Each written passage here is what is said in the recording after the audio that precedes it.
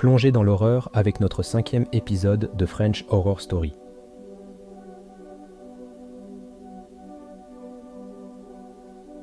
Le soleil se couchait lentement sur Aix-les-Bains en ce septembre 1903, projetant des ombres longues et déformées sur les rues pavées de la petite ville savoyarde.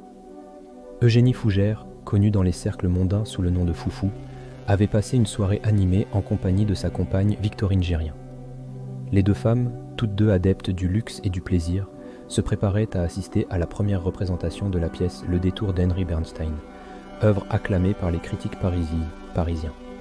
« Nous allons nous régaler, ma chère », annonça Eugénie avec une étincelle dans les yeux, son regard pétillant derrière des lunettes bordées d'or.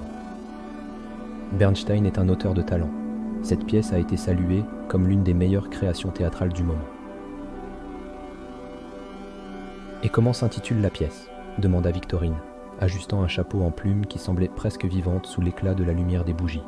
« Le Détour, il a eu un succès retentissant à Paris. Bernstein, dites-vous, un nom à résonance juive, non ? Mais c'est ce qu'on dit, une pièce divertissante, créée aux têtes du gymnase sur les grands boulevards. C'est un gage de qualité, n'est-ce pas ? » « Nous verrons bien, » répondit Eugénie avec un sourire énigmatique.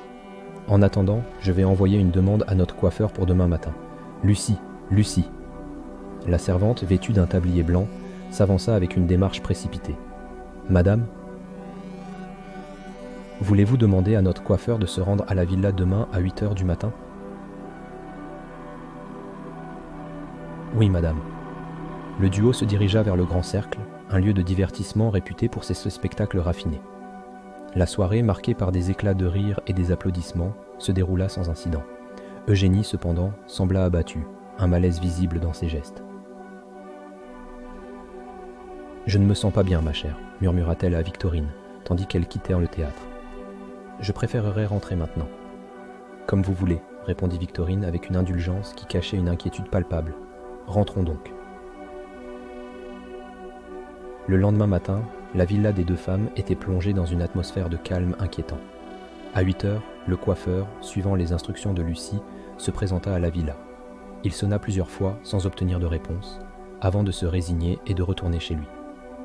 Plus tard, des passants, intrigués par une silhouette vacillante à une fenêtre du premier étage, virent une femme en désarroi, entourée de serviettes et gesticulant dans une tentative désespérée d'attirer l'attention. Les passants, alarmés, escaladèrent le portail et trouvèrent un chemin vers l'intérieur de la maison. La scène qui s'offrit à eux était d'une horreur inouïe. Lucie, la domestique, gisait au rez-de-chaussée, les bras en croix, étranglée par des serviettes, les pieds liés avec de la ficelle. En montant à l'étage, ils découvrirent Eugénie Fougère étendue sur son lit, la tête écrasée sous 2 oreillers, le visage bâillonné, le cou entouré de serviettes. Les bijoux de la défunte avaient disparu. La maison était dévastée, et les joyaux, dont la valeur était estimée entre 70 000 et 80 000 francs, avaient disparu avec la vie de leur propriétaire. La liste des objets volés était impressionnante, et les journaux ne tardèrent pas à relater avec minutie les détails du vol pour faciliter la restitution. Liste des bijoux disparus. Un collier composé de 400 perles, 2 colliers de chien, 6 bracelets en or, 2 boutons d'oreille ornés d'une grosse perle, 2 boutons émeraude et brillants, 2 solitaires aux boucles d'oreilles, 2 bagues avec solitaires, une bague ornée de brillants, une montre en or, une broche en rubis et brillants, un gros saphir, 2 épingles à chapeau. À mesure que l'enquête avançait, les journalistes de Lyon, Paris et même de l'étranger affluaient. Le substitut du procureur, M. Maillefot, et le juge d'instruction, M. Chazelle, se hâtèrent de résoudre ce meurtre sordide. Leur premier acte fut de publier dans la presse la liste des bijoux disparus pour inciter d'éventuels complices à les restituer ou pour faciliter leur traque. Le juge, alerté par un témoin crucial, Victorine Gérien, éplucha avec soin son récit. Victorine, en proie à une nervosité palpable, raconta.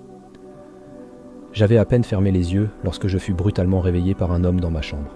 Il m'a immédiatement bâillonné et ligoté. J'ai entendu un autre homme dire « Vite, vite !» Puis je me suis évanoui. Ce n'est que ce matin, lorsque j'ai retrouvé mes esprits, que j'ai pu appeler à l'aide depuis la fenêtre. »« Pouvez-vous décrire cet homme ?»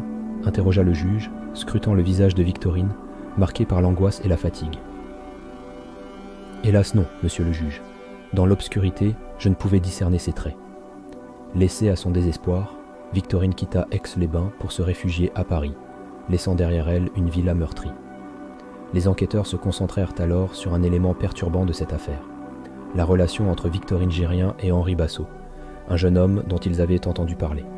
Le mystère prit un tournant inattendu lorsqu'une prostituée parisienne, connue sous le nom de Blanche de Valmont, mais dont le véritable nom était Alice Champ, se présenta au commissariat avec des révélations surprenantes. « Monsieur le commissaire, ce que je vais vous révéler est sensible. Une de mes amies, Alice Champ, m'a récemment demandé du chloroforme. Elle disait qu'elle en avait besoin pour une affaire urgente. Je crois qu'elle se connaissait avec Victorine Girien, et il me semble que cette demande pourrait avoir un lien avec le meurtre d'Eugénie Fougère. »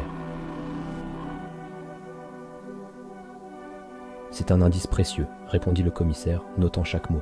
« Où puis-je trouver cette Alice Champ ? »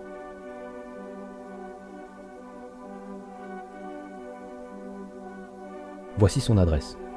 Alice Champ fut rapidement interrogée.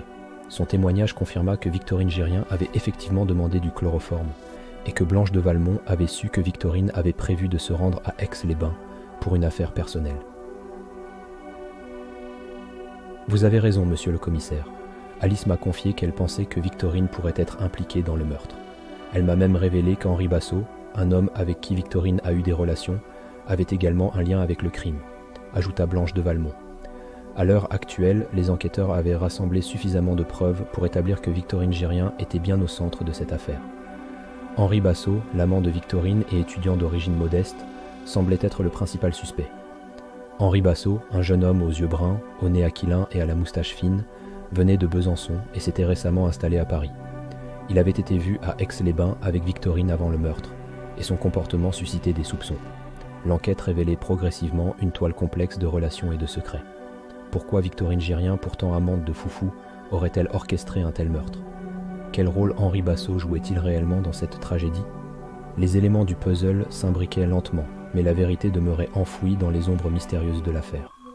Le mystère du meurtre de Foufou était loin d'être résolu, et chaque révélation ne faisait qu'ajouter à l'énigme déjà complexe qui entourait le tragique destin de la demi-mondaine.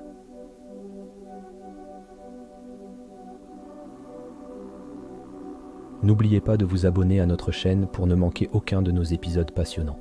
Laissez un j'aime si vous avez apprécié cette enquête et partagez-la avec vos amis amateurs de mystères et d'histoires d'horreur. Vos commentaires et votre soutien sont précieux pour nous aider à créer encore plus de contenu fascinant.